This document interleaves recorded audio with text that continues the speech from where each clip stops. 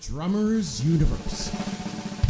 Okay, so ladies and gentlemen, welcome to this special episode of the Drummers Universe podcast. I'm your host, Matthew Cleary Smith, as usual, and today we have a unique and very valuable podcast, in my opinion, with a guest here joining us who's not just a passionate drummer and has gone out and played professional shows on a regular basis, but is also an expert in the realm of health and fitness, which is an unusual mix, and is paid as a personal trainer specifically and trained in that. So you might know him from levelupfitnesscoaching.com. If you're not aware, you may want to check that out and have a little look into what this man can do for you, where he's dedicated his career to helping individuals achieve peak physical well-being. But what sets him apart is his kind of profound understanding of how to prevent and deal with drumming injuries, I feel, because he's got a unique position in that he's learned to train his body, learns to train other people with their body, but also is a working drummer. So we'll have been more aware of these subjects and issues. So we're going to discuss a bit about that today, and hope that we can add value to you all as listeners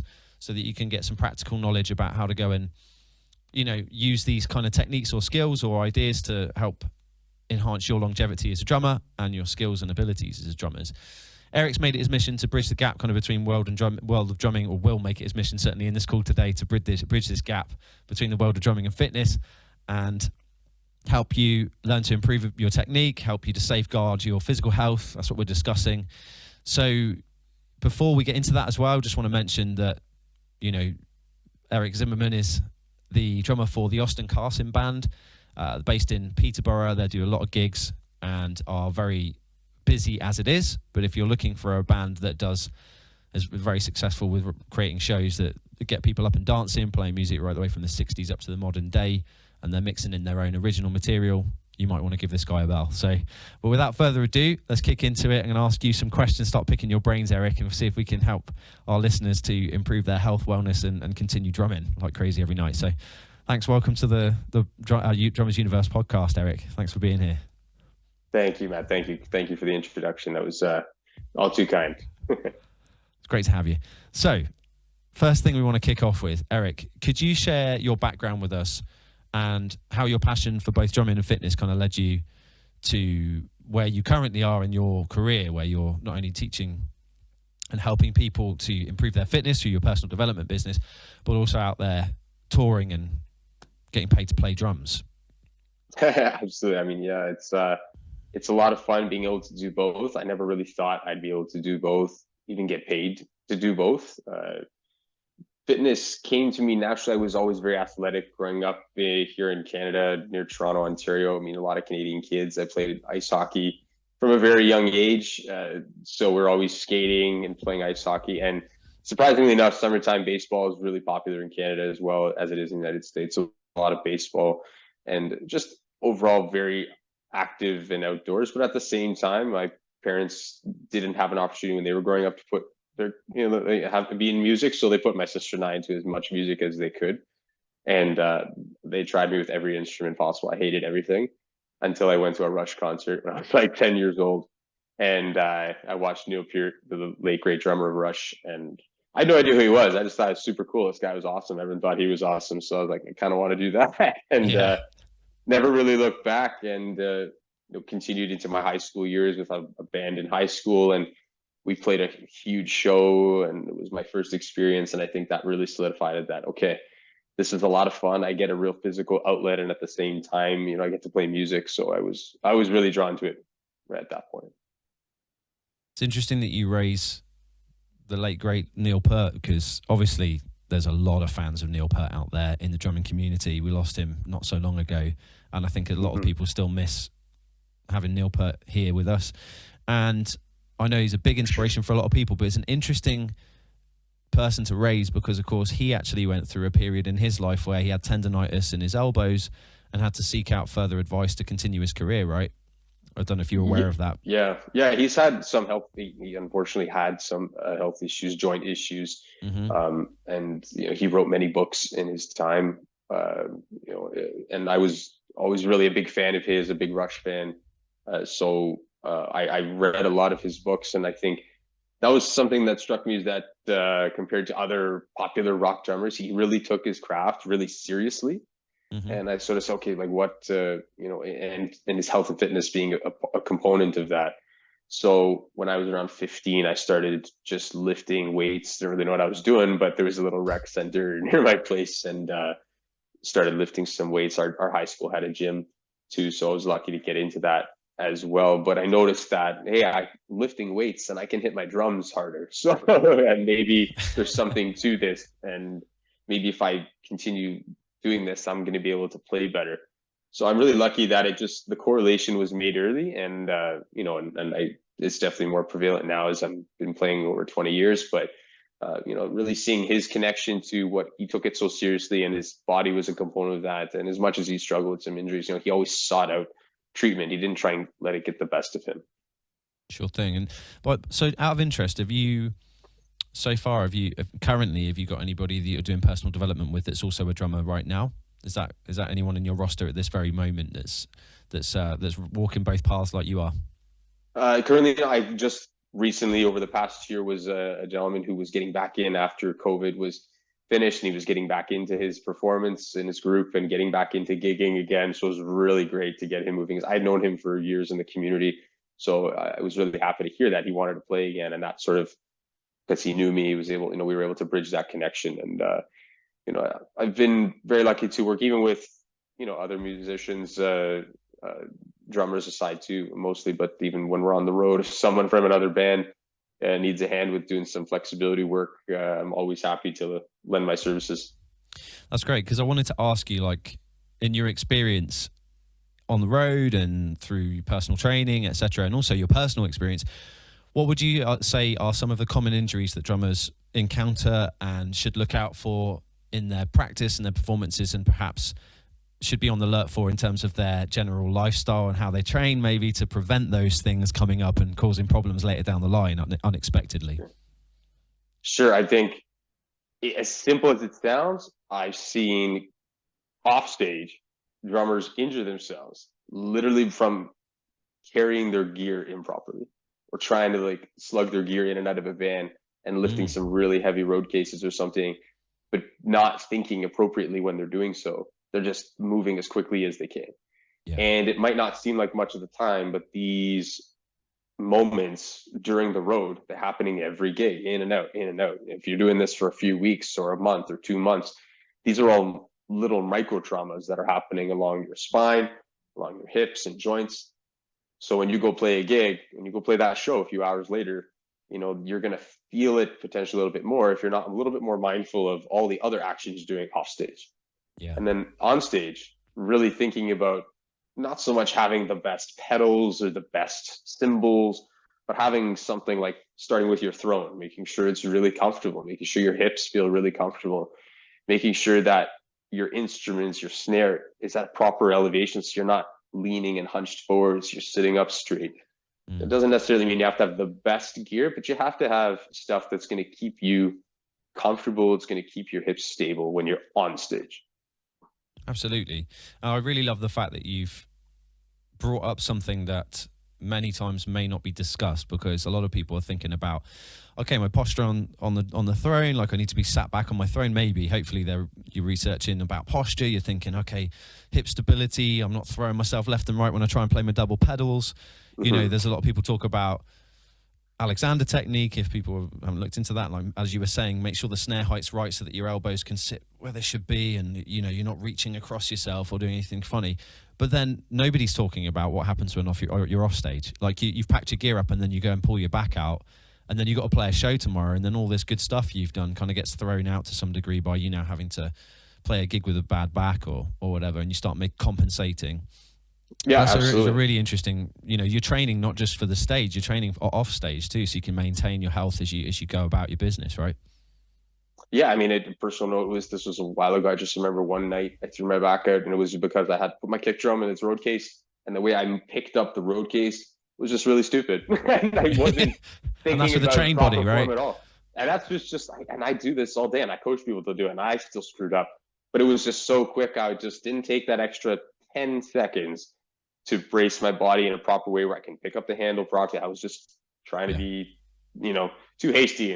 And it's just those small things that can make a difference, because, like I said, they occur every gig in and out, you're loading in and you're loading out, you're loading in and loading out, and then you're going back to your rehearsal space, or wherever you are, and then loading it out again, and then putting it back in. So Yeah. there's a lot of moving outside of the playing when you're touring. And then in the studio, things change because now you're playing for an intensely long period of time.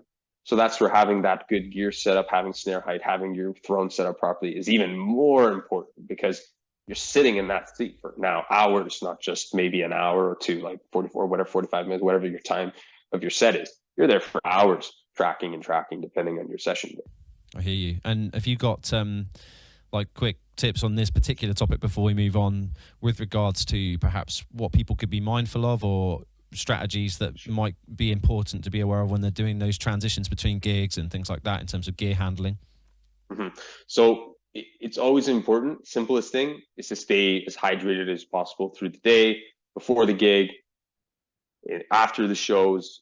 And I know there's always maybe some alcoholic beverage indulgences that happen in band world, and we're always having a few drinks after. But as much as it can be tempting, it's really important that we stay hydrated. Your joints are going to thank you. Your discs in your spine are going to thank you. All the cartilage in your body is going to be really happy that you're hydrated. And you're going to be sweating a lot on the show. You're going to perspire a lot, and could be if it's a summer show, if it's outdoors, like a lot of our shows are outside. We play outside all summer. It's a 2-hour show. We're playing in a shirt and tie kind of gig setup too. So I'm just absolutely drenched in sweat, and I use a step counter. And like in a 2-hour show, I'm getting about 18,000 steps, and I'm not playing a double kick kind of band here. So you can imagine if you're playing even a more intensive style show, you're really going to be expending a ton of water. So you got to stay extremely hydrated, and making sure that you have maybe a small stretching flexibility pre-show and post-show, not just jump on stage and play. Maybe when we're young and in our 20s and teens, it's fine. I did that too, but you'll pay for it later.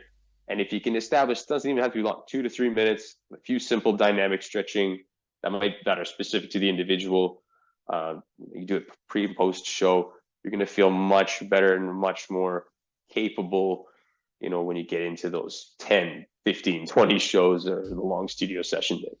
Totally, yeah. And it's interesting you mentioned hydration, because again, that's something that gets overlooked, right? You can talk about body stretching and everything else, but if your body's dehydrated, you can stretch all you want, but your body's contracting, like on a molecular level, it's contracting, and you don't have the space between the discs. You don't have the room for those mistakes as much as you would do if you just keep on top of your water. So it's fantastic advice, really, even though it's something that's something that's right in front of your face, but people just don't do it. And it's so easy, happens. and it's cheap. It's water. Very simple, super cheap. Yeah. And I mean, there might be some reasons. So for example, if you play outside frequently, if you're in a band that's playing like some outdoor festivals a lot at summertime, or you have long shows, or in your studio and the sessions, like you have a long day, water, of course, being extremely hydrated, but having a little bit of some extra electrolyte balance just to provide some extra hydration in your body, making sure when your food has to, you be thinking that you're performing like an athlete has to perform in a game. That's really the mentality you have to think about your show or your studio session. And studio is more like training camp and prep before the season, and the season is like your show, right? Yes. That's kind of how you have to think about it. So going into your training camp before, like let's say you do the studio, you do the album, and then you're going to go on the road. So you want to be really in peak shape before you do the album, because in my opinion, it could be a lot harder to track, because the studio sessions could be so intensive. But that's up to, depending on the band and what the recording situation. And then the shows, are obviously, the stretch of touring could be very, very long, but it's about like an hour and a half to our output, boom, and then it's all done. So it's a very high energy for very short period of time. So you need to be thinking of yourself like an athlete going into training camp and your season, right? And preparing your body to do so, like say hydration, thinking about your food. If you're not in a high level touring band, you're not getting catered food, right? So you're on the road, you guys are slugging whatever cash you can together. And a lot of us, our choice was like a pizza, because it's a large quantity item. You could split it amongst all of you. Now you don't have to eat like a crappy pizza. You can load it with more quality, and you don't have to have beer after your pizza. You can just have some water. So there's choices we have to make when we're on the road. Yes. And then maybe nearing the end of the tour, pick a night to go have fun where you don't have to do a super important gig right after or on a night off, those kind of things. But, you know, you got to enjoy a little bit, but learn the lessons of the bands that, you know, maybe indulged too much and didn't take care of their bodies, and they'll pay for it live on stage and the quality of their performance, in my opinion. Oh, so true, right? Because like in anything, if you're not taking care of yourself, your energy levels aren't there. You can't be peak performance. Like you can, with all the will in the world, you're just never going to deliver at the same level as when your energy's high and you're feeling strong and you can get out there. You can give it your all, then, can't you? That's really important. And it's really interesting you're saying about the concept of like a pizza. Like, yeah, I mean, sometimes you haven't really got many options. So then it's like, what's the best of the worst, like the worst case scenario options you have there? And has anyone got salad or something that you can at least like pack in some extra nutrients in with that, you know, not so healthy option that you've got to take on the go, right? Yeah, absolutely. It was some things too, like we knew we would go on the road. Okay, like I prepped some stuff for the guys, you know, in the band. You know, we bring some coolers, some healthier snacks so we're on the road. So a lot of fruit. You know, fruit is going to be your lifeline on the road. Stop in at grocery stores and get some bananas and get some oranges and get some apples. They last a long time. They keep you very satisfied. They're a high quality carbohydrate and energy source.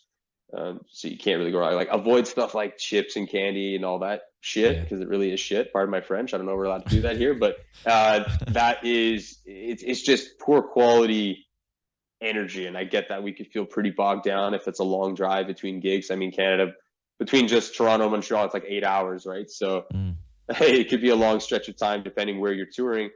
Or it could be a long day in the studio and you need to stay fueled and you don't want to have a large meal, because I get that. I might not want to eat a big meal before I'm playing a show. You just feel really bogged down.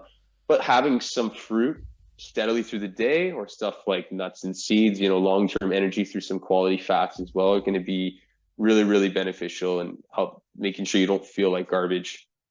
Yeah, and that stuff you can pick up almost anywhere, right? There's always there's some fruit around, there's some nuts and stuff. And I do think people can sometimes overlook nuts as a fuel source. Like, you know, nuts and seeds do tend to get put down the ladder a bit by people. Sometimes people like fruit, yeah, maybe, but nuts and seeds get less attention sometimes, and they're a great source of protein and a long-term fuel with the fats, right?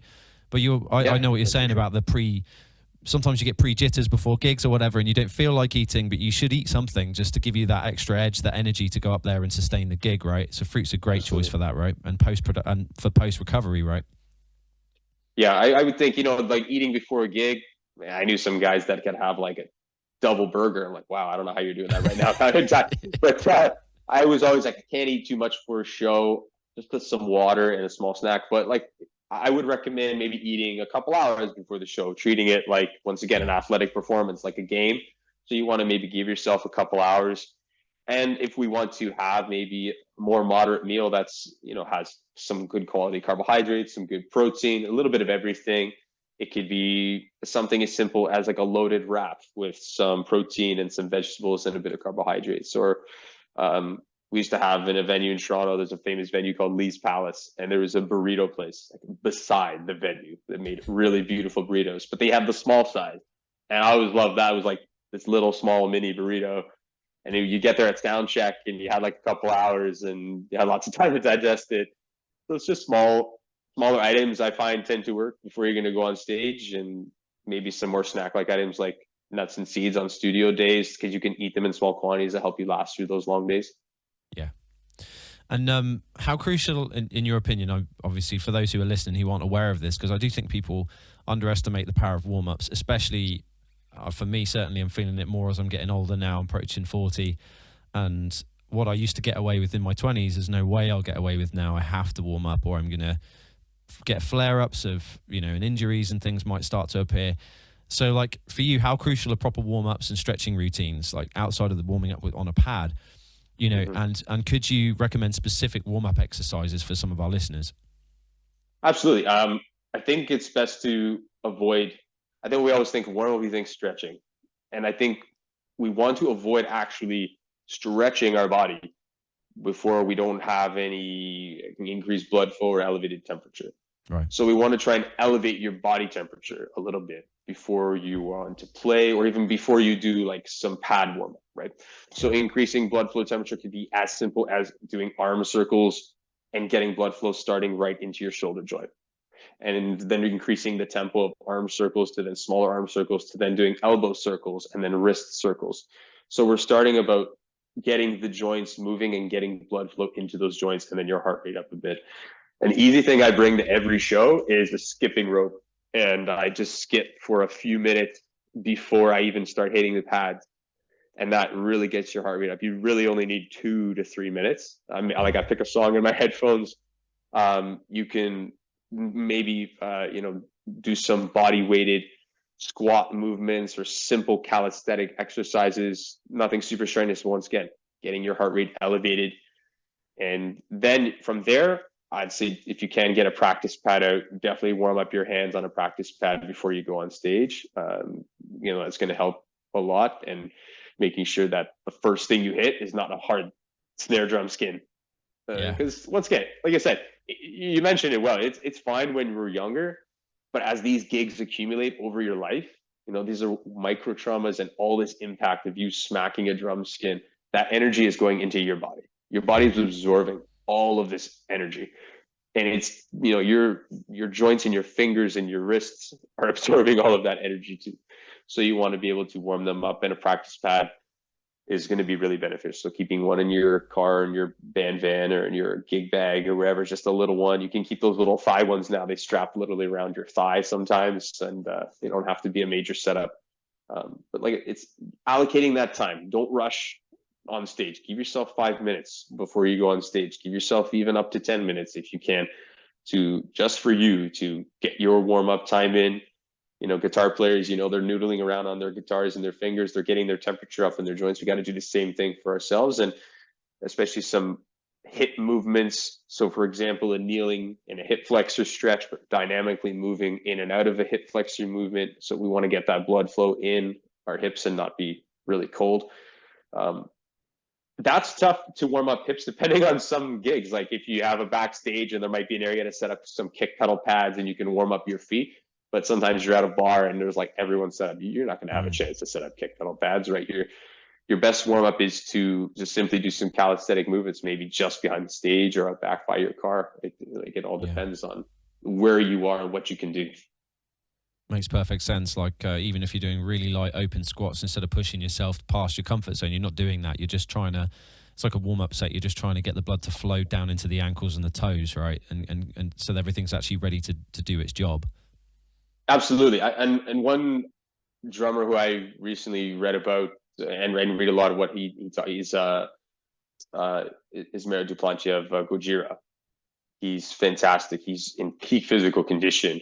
He's an athlete, in my opinion. He's a top level athlete, and he talks about when they're a headlining band on tour and when they're like the supporting act on tour, and what the difference in what he can do on stage and what he has to prepare for. And he said, like, when I have to play the longer gigs, I have to think about my energy has to last the whole show. He really has to be more somewhat conservative in his. He's still incredibly powerful and loud, and he's ripping it. But you notice when, like, for example, they're the support act, he's completely shirtless and he's thrashing his head and he's banging all over the place and he's headbanging like crazy. He's not as concerned because he has the shorter set time. He can really go balls to the wall in terms of energy. So once again, something like that to think about too. You have to adjust your energy output based on the performance, based on the studio, based on how long your set time is. It makes perfect sense. All energy management and being able to sustain whatever level it is you can do, but it's like you don't want to peak out somewhere like an hour before the set's over and then be exhausted and do something really silly to yourself by accident because you're just locking up, or now you can't hear the band properly because you can't even focus, right? It's like you gotta be able to sustain that concentration, and energy is part of that, isn't it? Absolutely. Could you share some insights on the impact of posture and ergonomics in injury prevention for drummers? Because I think that's a really important subject that doesn't always get discussed. Oh, it's so I love talking about this. Absolutely. So you see some drummers, they might be your favorite, but you look at them and they're just rounded forward on the drum kit, right? We see this, it tends to happen, and then some guys are super straight as an arrow and their posture is fantastic. I think one guy is really fantastic posture is Danny Carey of Tool. If you look at that guy, he's his kit is really designed for him. He's very tall. He's really long arms. I think someone like, you're or like myself, I'm only about 5'8", 5'9". I'd be reaching and leaning forward and hunched forward. So he purposely doesn't force himself to reach anything. Everything is comfortably within reach. Like he's not overextending his shoulders or hyperextending his elbows to hit cymbals or drums. He does come on top of things, more of that rock and roll style, but his posture is very, very straight. And then, you might see some more punk rock guys who are like, I don't recall the names of visual, but I was witnessed, I saw Sublime, the guy is literally bent all the way forward and his hand for his hi-hat is up by his forehead because his head is so bent forward. Like he's playing like this. Yeah. And it was uncomfortable to watch from a fitness trainer's perspective because my back was sore looking at it. But, and then of course, to each their own, someone develops their certain style playing over a long, long period of time. I'm never going to criticize, like the quality of their playing is not what the issue. It's just what it might be doing to your spine, what it might be doing to your shoulders and your upper back. Absolutely. So really what's important too is, especially guys, there's a female drummers out there. We tend to have a lot of tight shoulders and tight chests, and guys work a lot of their chest muscles because it's what they want to see. But drummers especially have a lot of tension in their front. Everything's in the front of their body. So it's really important that we spend time outside of drumming, exercising our back muscles, doing things like rows, pull-ups, retracting our shoulder blades, and that's what's really going to keep our posture straight. It's going to help you breathe, because if your posture is much more straight, your ribs aren't impacting the expansion of your lungs as much, and you can actually breathe better on stage. If you're hunched forward, it's much harder to breathe versus if you're sitting up straight, it's much easier to breathe. And if you can take in more air, your muscles are getting more oxygen, you're going to feel better through the set. It all just, comes full circle. Yeah, peak performance stuff again, right? And for myself as someone who sings as well, like posture ends up becoming essential. Like if your posture's off, like it's hard enough to sing sat down anyway versus on your feet. But if you're playing drums sat down, you have to have that posture. Your shoulders need to be back. And I've heard good things about face pulls. Like, I don't know if anybody, do you know, it's a fairly interesting movement, but really, really interesting for helping to maintain the rotator cuff, right? So have you seen rotator cuff injuries come up a lot with drummers because of that? Or is there a tendency for rotator cuff problems as a result of the shoulder position and all this stuff? Yeah, absolutely. Rotator cuff injuries are super common. I've had rotator cuff injuries. Unfortunately, mine was from playing contact football and hockey. I had to have some surgery when I was younger. But because of that, I had to be really mindful now going forward with my playing and my position. Yeah. So back exercise, like you mentioned, face pulls are fantastic. They're the one specific shoulder exercise using a cable and those rope system that, or even if you have a band around your house, you just wrap a resistance band as well. Those work to target that specific area, to the rear shoulders, the shoulder blades, and the rotator cuff area. That being said, too, making sure that we don't do things on stage. This is going to sound silly, but I've hurt myself literally headbanging while getting too into a song, and you're thrashing your head around to the music, and then all of a sudden, you throw your neck out, or you pinch something, or you move something the wrong way, and you want to be thinking, you want to stay, you don't want to, maybe, you want to have fun in your performance, smile, and be engaging. Move, move a bit maybe, but really focus on, being straight with your spine and keeping your head on point. I've seen some really nasty things happen just by, unfortunately, headbanging too hard. Yeah, and I mean, it's like anything. If you go in guns blazing and you're not mindful, at least, of your body and what it can and can't do, that's when bad things happen, right? And obviously we get really excited on stage sometimes. We just love the music. We just go. And then sometimes you just do something really stupid, and then you pay for it for the rest of the tour. And you've got to sit like a board for a few gigs, maybe. Like, it's so important, right? How does so really appreciate you talking a bit about ergonomics and posture, and it's interesting what you're saying about Danny Carey as well. It's like positioning of the kit. For me as a teacher, I'm always talking to students about like accessibility to the instrument and how that can add. I once had a student come to me they were playing double pedals in metal bands, and I was like, the first thing we're going to do is raise your stool, because he was sat down so low that his hips were below his knees. And I was like, we need to get you up off pretty much off the floor a minute.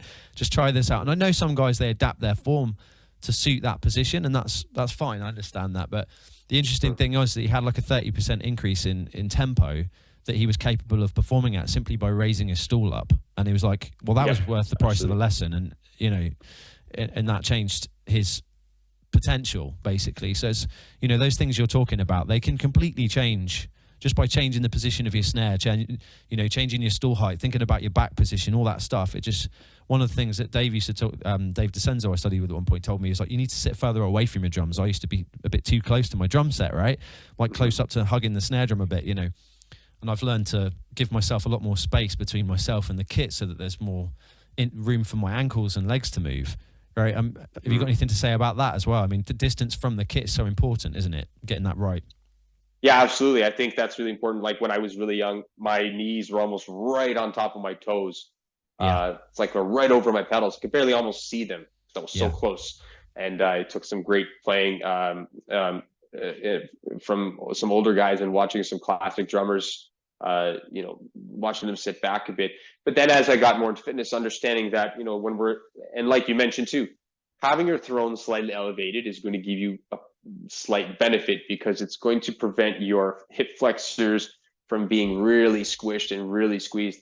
And ultimately, we're trying to activate our quad muscles that extend and push into those pedals. Yeah. It's almost like you're almost going to lift up off of your throne and squat, but you're not actually doing it. You're just pushing that energy into your pedals. Yeah. So really giving yourself centimeters or inches back, and a slight elevation of that throne, like you mentioned, that'll allow you to make sure, like if you keep, I play heels up, as I think a majority of drummers do play heels up on their pedals. It does give then an easier way to play heels up, because you have more space. You can create more fluidness in your joints and in your knees and your hips, and you won't feel so locked and tight inside your hips. You won't feel this inability to, so some drummers say if their inability, like I said, especially with double bass, if they're too close or too low, they're losing their tempo or intensity, because they're just restricting how much they can move their quadriceps here. They're just so low in their throne, right? So if you lift it up a bit, you're just going to allow more blood flow and movement into those muscles that are, the key to being able to play properly and efficiently. Yeah, it's all about, a big part of drumming is about reflexes and dexterity, isn't it? Endurance is, of course, very important, but to be able to move and have agility and to move smoothly and have control of that motor function, because you haven't got weight that you're managing all the time, it certainly made a difference to me when you start repositioning. And obviously that's sitting further away, you open up the ankle joint too, right? As you were saying, and knees above the ankle, like you just end up with your shin muscle going crazy, and you can't do ankle strokes properly because it's all locked up in there. So you have to rely on your hip flexors like the entire gig. Absolutely, and that goes into having good footwear, but not having, I don't think, your footwear really, really tight on your feet. Because you want to have some mobility in your ankles. Like I use I left them here just to show on camera. It's just a flat skateboarding shoes is my favorite. I've always played drums and something like this. They kind of stick to the pedals well. Yeah. They've got the mobility right here is where I want it, because that's where the pedal stroke's going to happen. And it has some ankle, because it's around my ankles, so I can move my ankles around. Gotcha. So these are my favorite to play in. Everyone's got their preferences. I mean, my favorite, Neil Peart, used to say he wore dancing shoes because they had the same sort of weird flexibility. Right. And I'm not sure how you figured that one out by old school guys, I guess, right? I think guys wear socks. I think guys go bare feet. I don't know how they do it, but power to you. You run the risk slightly of more fasciitis under the foot if you don't have any protection, but some guys are just really conditioned to doing so. What's fasciitis, if you don't mind my asking, because I'm not. So you're going to have an inflammation underneath the foot. Right. So what we sometimes hear is plantar fasciitis. And for maybe other folks, they get it more around the heel of the foot. Drummers tend to get it around the toes and around the front of the foot, because that's where you're feeling all that pressure. Yeah. So having good footwear is going to prevent that, in my opinion. And then simple things too, like not having your shoes too tight, to make sure you have good blood flow into your feet, is going to help prevent that as well. Love it. So what are some of the strategies that you'd recommend for managing fatigue and preventing overuse injuries in drummers? Oh, that's great. So fatigue, we do mean like just general fatigue, like just while playing, like getting tired? I mean, there's two types of people working out there, right? You got the people out on tour who are, they're trying to make ends meet through their touring, and then you got people who are weekend warriors and they're like working all week. They're doing like, they've got families, and then they're going out and they're going to do a gig on the weekend, and you're turning up exhausted. Like, there's so many ways that can show up and start to cause problems for you, right? So how would you recommend managing that fatigue and prevent overuse injuries? One of the things you're talking about was warm-ups and cool downs. So yeah, anything further about that would be amazing. Yeah, so I mean, it's a bit different. If you're the weekend warrior drummer, and obviously maybe this isn't your living, but it's your, one of your great passions, and you love to do it on your spare time. But of course, you've got to take care of business. You got to take care of your family and obligations. So you need to take control of what you have control of that week. You might not have as much time for multiple exercise sessions or rehearsal sessions to have more time on the drum kit. You might just have your band practice and your show. You might just be at a bar and not much time. There might be 5 other bands. You're all sharing gear and setup's a mess, right?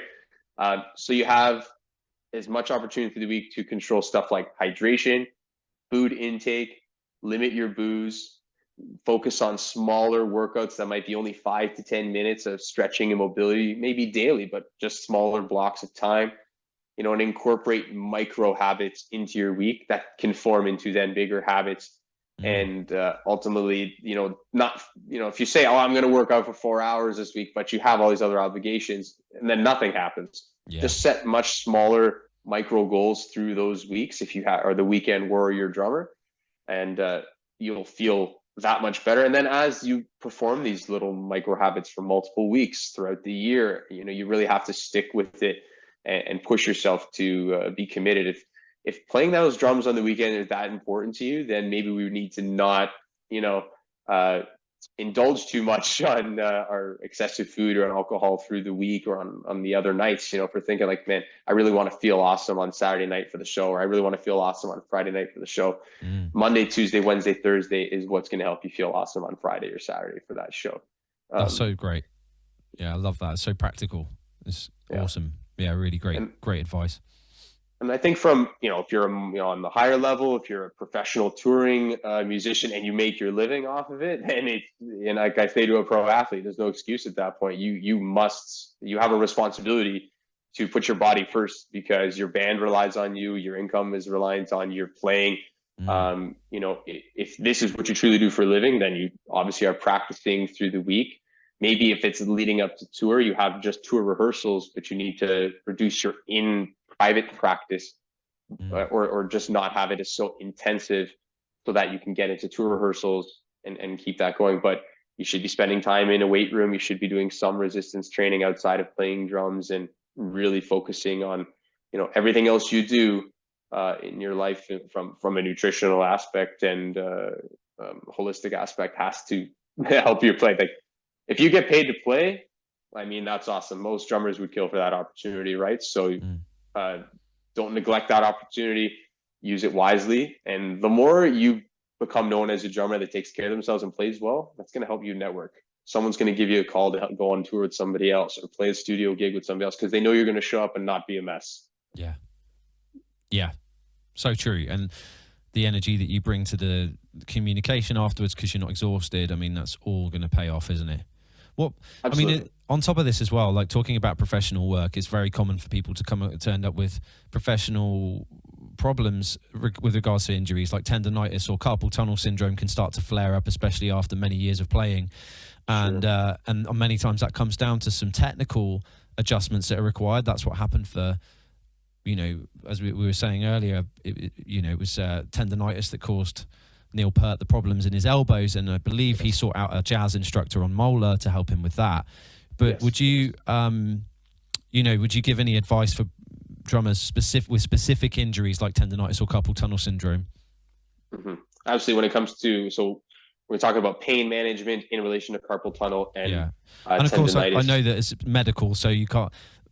precipice this, go speak to a doctor. It's like, Absolutely. we don't want to make this man liable because you went and did something that was silly. Make sure you get proper advice and stuff. But as from your perspective as a personal trainer, like what are the kind of things that you would recommend looking into or whatever?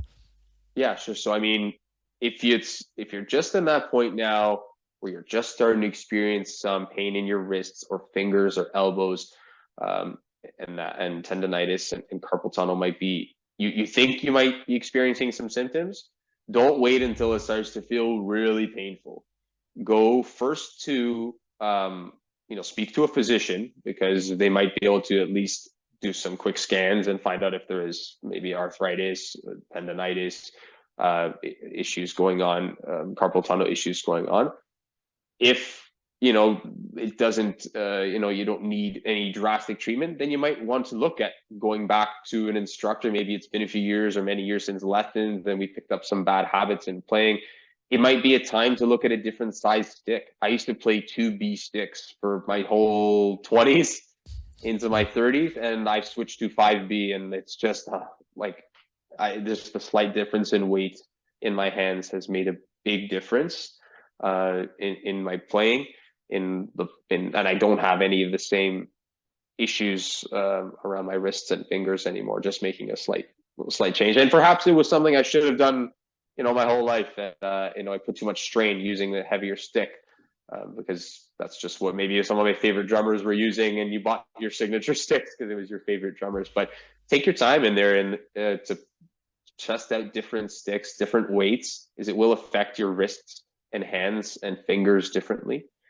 I do recommend, if you have the means to do so, looking into stuff like regular, perhaps chiropractic or physiotherapy treatments, more holistic treatments. Like I personally see acupuncturist every 4 to 6 weeks. Even if I'm not experiencing certain issues, I do find it helps a lot with pain management. I have just some specific tendonitis in my elbows. So that helps a lot. Then especially since with the Austin Carson band being so heavy during our cottage season, the shows are very long. We just want to make sure all the joints are feeling good. So the easiest thing is, don't let pain get ahead of you. Don't let it get to a point where it's really, really bad. Get out head on it first. Don't let symptoms progress, because then who knows what the problem might be. And it might require even more invasive interventions or expensive treatment or something like that. If you can get on something sooner than later, chances are it's going to be easier to fix and then manage and understand then if it comes up again in the future. Yeah, I mean, for me personally, it's interesting you mentioned alternative things. Like I told you before we began this interview, I've got a background in Chinese martial arts, but part of that is also Chinese medicine, and they teach you, I learned about Qigong and I did a lot of Tai Chi and stuff like that. And a lot of those motions and movements are to do with opening up the joints properly. And when I've had problems with my wrists in the past and pain from different things like those, if I get back into a routine and a ritual of doing movements like that really open up those joints and get everything moving, it helps you to reverse what could have been a life-changing issue, right? And if you don't have that information in the first place, I mean, give Eric a call and get some training and seek a professional to like a physio or somebody like that to actually give you some advice. And it's interesting you mentioned acupuncture. Never tried it, but thanks for putting that on my radar, Eric. So yeah, how many? Not something, yeah, go on. It wasn't something I had ever tried before up until very recently. I got very lucky in the town I live. I sought out the local chiropractor who also is the acupuncturist. He so happens to be a drummer in a local band. I can't believe my luck here in the small town that we live in, but it just happens to be that. We're everywhere. Yeah, so I mean, I got to drop his name. His name is Dr. Rob Hill. He's based out of Halliburton, Ontario. He's fantastic, extremely educated, not only as a chiropractor but as a drummer. Like his level of anatomy, like these guys are on another level. Physiotherapists and chiropractors, their knowledge of anatomy is much more in depth than someone like myself. They're much more knowledgeable of specific exercises and flexibility techniques that they might be able to do on you, like physically manipulate the patient, And then as well be able to show you more than I would have in my scope of practice. And we work together. People, as a trainer, I always seeking out, chiropractors or physiotherapists or even, athletic therapists and doctors of my clients. And then when we work together to address the needs of the client, because, there's always something we can learn from somebody else. Yeah. And then especially when it comes to playing drums, don't think that it'll just go away. Maybe it's just a little bit of soreness, and we don't want to become taking Advils or Tylenol on a regular basis to manage pain. If we're taking stuff on more than a few occasions, chances are we need to and take some time to see what's going on. And the simplest things too is just if you're not currently as a drummer exercising or doing some resistance exercise outside of your playing, and doesn't mean it has to be lifting weights. It can be using body weight. It doesn't mean expensive gear machines, but you should be doing so because our muscles will deteriorate over a certain period of time, and we don't want to lose that power. We don't want to lose that intensity in our playing, and we don't want drums to become a reason to get injured as well, right? So we want to maintain that health. Yeah, that was kind of my final question. Actually, it's funny. This is flowing really well because, as I'm asking one question, you kind of tail into the next one without even knowing it. It's interesting. This has been a really great chat, and I was just wondering, what are there any exercises for those listening that you would recommend, or fitness routines that can enhance a drummer's strength and endurance while reducing injury risk? Because you've got like CrossFit, and that can just blow your body out because you're just doing so much in one go, and then your whole nervous system needs time to recover. But then there are other approaches to working out that really stimulate an improved ability to play, and maybe also splits or approaches to splitting your workouts that are much more effective, perhaps, for someone who's going to be drumming and doing that full body training on the weekend, because drums is high energy, high impact, isn't it? Yeah, absolutely. Especially rock. Yeah, you know what, for sure. Yeah, if you're playing heavy duty, heavy metal, rock music, to be honest, if you're playing any gigs, of course, different genres require more intensive playing. But if you're gigging regularly, weekend warrior, professional, fitness has to become some part of your life. And if you're unsure about what to do, if you've never worked out before, always seek out a professional, a trainer, who knows what they're doing. At least you won't always have to work with a trainer. People think it's expensive and you'll be paying them forever. You might just need a few sessions to understand some basic movements to create a very simple program to start. And that's all it really takes, is just doing something outside of your exercise window to get started.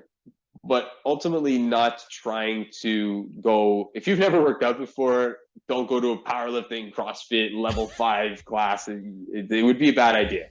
Yeah. My favorite thing to do, I love lifting weights. I've been lifting weights since I was a teen. So I lift weights about 4 days a week, 5 days a week. I'll play drums 2 to 3 days a week for about an hour. And I also I did kickboxing and boxing for a long time. I really, really love martial arts because it gets you your cardiovascular exercise, and it gets you a more intensive cardiovascular exercise, a bit more of a higher level heart rate. You really get the sweat. You don't have to go for hours and hours. You're like 20 minutes on a heavy bag, and you're pretty sweaty at that point. And it's going to incorporate not only all your major joints. If you're doing stuff like kickboxing, you're getting your legs, you're getting your hips, you're getting knees, you're getting your hands, but to keep your brain healthy, because you've got to think about combinations. You might have to think about, footwork and things like that too. So it's going to translate very well, doing martial arts into playing drums, in my opinion. Well, Eric, it's been absolutely amazing talking with you today. We're coming up to the line now on the podcast length, and I just wanted to make sure that everybody that's listening here, if they want to get some more advice from you and maybe start the journey of fitness, or get some further, even contacts, like you mentioned some other people, or like places you would recommend people go to address certain issues, how do they find you, my friend? How do they seek you out and get your help and support? Absolutely. You can reach me out via email directly if you want, Coach Zim at levelupfitnesscoaching.com. You can use my URL. So Coach Zim, Z-I-M, yeah? Coach Zim. Yeah, Coach Zim at levelupfitnesscoaching.com. Levelupfitnesscoaching.com. Okay, great.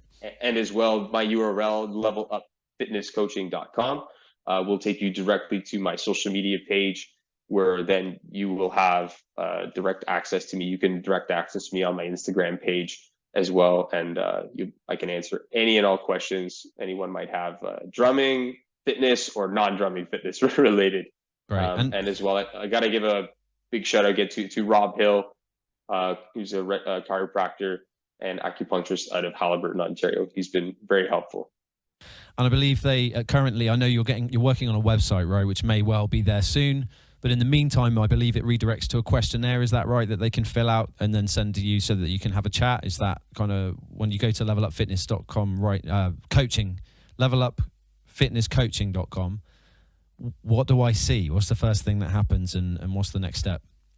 Sure. It will redirect you currently right to my Instagram page, which on the Instagram bio has a link to my application form for my coaching program, for my online fitness coaching program. That's right. Okay. So then they can, if they want to have a chat with you, they can even click that, fill out a quick questionnaire, and you can have a chat with them and help them out a little bit with any problems they might be having or with some goals they might have for their fitness as a drummer.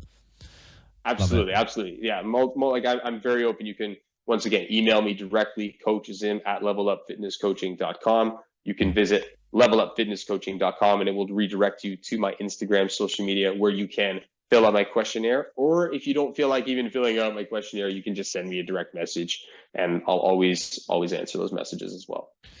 Well, Eric, I've been really looking forward to this call, and it's been wonderful hearing you've been giving really practical and useful advice that I think is completely relevant to any of us out there working and putting the time into drumming and having to, deal with the lifestyle that comes with that sometimes, being on the road. We've covered issues like that. I love that you've talked about how drumming is really, in many ways, and is an athletic task. It's not. It's something that you have to treat your body like any other athlete would, a peak performance athlete, especially if you're working professionally. And so hopefully one of these days we'll get you back in for some more geekery when it comes to drum fitness. And it's been an absolute pleasure to have you in. So thank you so much. And I hope all our listeners have really enjoyed this as much as I have. And so again, thank you very much for being here, Eric, for us at Drummers Universe. Appreciate it. Oh, my pleasure. Happy to do it. Hope to do it again soon. Great stuff. Thank you, my friend.